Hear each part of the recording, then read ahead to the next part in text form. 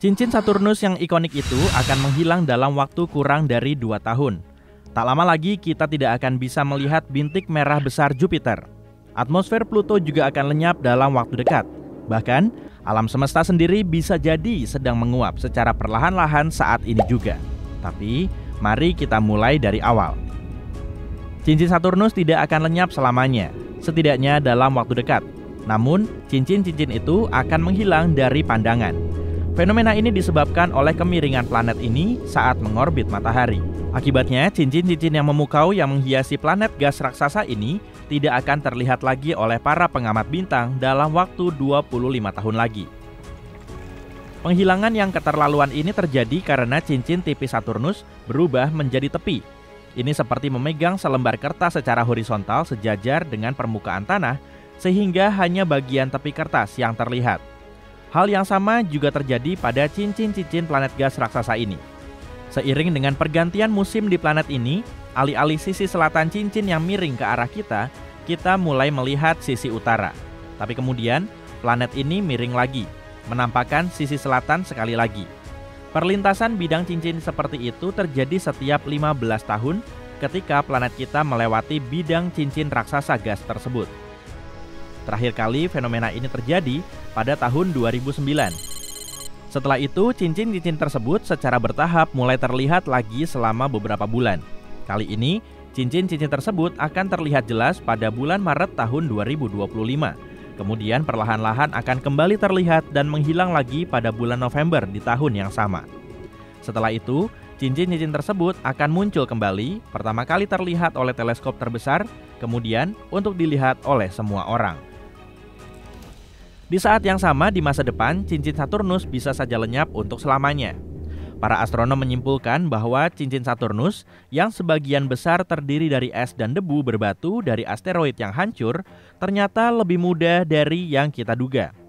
Cincin Saturnus kehilangan bertonton massa per detik setiap saat, dan kemungkinan besar cincin Saturnus akan lenyap dalam waktu paling lama beberapa ratus juta tahun sebelum akhirnya lenyap sama sekali. Mari kita beralih ke bintik merah besar di Jupiter. Badan besar yang mengamuk ini mungkin akan berhenti berputar dalam 20 tahun ke depan. Badai yang dimaksud lebih besar dari planet kita. Badai ini pertama kali terlihat pada tahun 1830, tapi pengamatan dari tahun 1600-an juga menyebutkan adanya bintik raksasa di Jupiter. Jika itu adalah bintik merah raksasa yang sama, maka bisa dikatakan badai tersebut telah berkecamuk selama berabad-abad. Pusaran badai ini tetap begitu kuat berkat aliran jet Jupiter yang berkecepatan 4 hingga 600 km per jam. Namun, seperti badai lainnya, badai merah besar tidak bisa terus mengamuk selamanya. Badai ini telah menyusut dalam waktu yang lama. Dalam 1 atau 2 dekade, badai ini diprediksi akan berubah menjadi GRC, Great Red Circle, dan siapa tahu mungkin nanti akan berubah menjadi GRM, Great Red Memory. Pada akhir tahun 1800-an, badai ini berukuran lebih dari 56.000 km, 4 kali diameter bumi. Tapi ketika Voyager 2 terbang melewati Jupiter pada tahun 1979, badai tersebut telah menyusut hampir 2 kali lipat dari ukuran aslinya. Dan penyusutan ini masih terus terjadi. Pada tahun 2017, GRS memiliki lebar lebih dari 16.335 km, kurang dari 1,3 kali diameter bumi. Selanjutnya, atmosfer Pluto sedang mengalami perubahan yang aneh. Planet Katai es yang berada lebih dari 4 miliar kilometer jauhnya dari bumi di area Sabuk Kuiper ini menarik perhatian para astronom pada tahun 2018 ketika melintas di depan sebuah bintang. Dengan sumber cahaya yang sangat kuat yang menyinari Pluto, para peneliti berhasil mengamati planet Katai dan atmosfernya. Mereka sampai pada kesimpulan yang mengejutkan. Atmosfer Pluto membeku kembali di permukaannya seiring dengan semakin dinginnya planet Katai itu. Para astronom menggunakan beberapa teleskop di beberapa lokasi di Amerika Serikat dan Meksiko untuk mengamati Pluto dan atmosfernya yang tipis yang sebagian besar terbuat dari nitrogen. Atmosfer ini didukung oleh tekanan uap es di permukaan planet Katai tersebut. Selama sekitar 25 tahun, Pluto telah bergerak semakin jauh dari matahari. suhu permukaannya pun berangsur-angsur turun. Saat ini Pluto berada sangat jauh dari bintang kita, tapi suatu saat nanti Pluto akan mulai mendekat di area lain di orbitnya yang sangat besar. Selain bintik merah besar Jupiter, cincin Saturnus dan atmosfer Pluto, kita juga kehilangan bintang-bintang. Tapi bintang tidak lenyap, bukan? Selama ribuan tahun, para ilmuwan meyakini bahwa cahaya di langit itu tetap dan tidak berubah. Bahkan, setelah mereka menyadari bahwa cahaya-cahaya itu adalah objek fisik, seperti halnya matahari, mereka masih yakin bahwa bintang-bintang mengalami perubahan besar dengan sangat lambat, dalam rentang waktu jutaan dan miliaran tahun. Namun, pada kenyataannya, bintang-bintang yang paling masif, yang beratnya ratusan kali lipat lebih berat daripada matahari, bisa mengalami peristiwa-peristiwa dahsyat secara tiba-tiba. Sebagai contoh, ketika bintang-bintang ini mencapai akhir hidupnya, mereka akan mati dalam ledakan supernova yang menyilaukan, bersinar selama berbulan-bulan, dan bisa dilihat dari jarak ratusan juta tahun cahaya. Namun, ada bintang yang tampak seperti mengedipkan mata dari jarak pandang.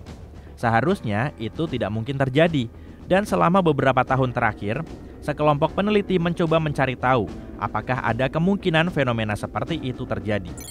Mereka mulai membandingkan data yang dikumpulkan selama beberapa dekade pengamatan. Proyek ini dinamakan VASCO, Vanishing and Appearing Sources During a Century of Observation. Para ilmuwan tertarik pada semua jenis objek yang menghilang, tapi mereka berharap bisa menemukan bintang yang stabil dan ada dalam waktu yang lama, dan kemudian lenyap begitu saja tanpa jejak. Meskipun kalian mengarahkan teleskop yang sangat canggih ke sana, kamu tidak akan melihat apa-apa. Pemahaman kita saat ini tentang ruang angkasa dan hukum-hukumnya menunjukkan bahwa bintang-bintang berubah dengan sangat lambat dalam jangka waktu yang lama. Penghilangan yang dramatis seharusnya meninggalkan jejak yang nyata. Tentu saja ini tidak berarti bahwa semua bintang akan terus bersinar.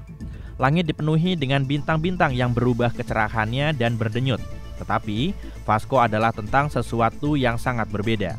Mereka ingin menemukan sesuatu yang berubah dari bintang yang benar-benar stabil menjadi lenyap sama sekali.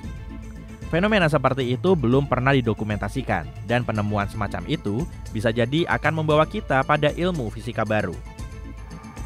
Dan sekarang, mari kita beralih ke bagian yang paling menggelisahkan, yaitu tentang alam semesta yang menguap. Menurut teori terkenal yang diajukan oleh Stephen Hawking, lubang hitam, objek terpadat di alam semesta, menguap seiring berjalannya waktu. Mereka kehilangan massa dalam bentuk radiasi yang aneh. Namun, sebuah studi baru mengklaim bahwa radiasi Hawking atau sesuatu yang sangat mirip dengannya mungkin tidak terbatas pada lubang hitam. Kemungkinan besar radiasi ini ada di mana-mana, dan bisa jadi itu artinya alam semesta perlahan tapi pasti sedang menguap tepat di depan mata kita.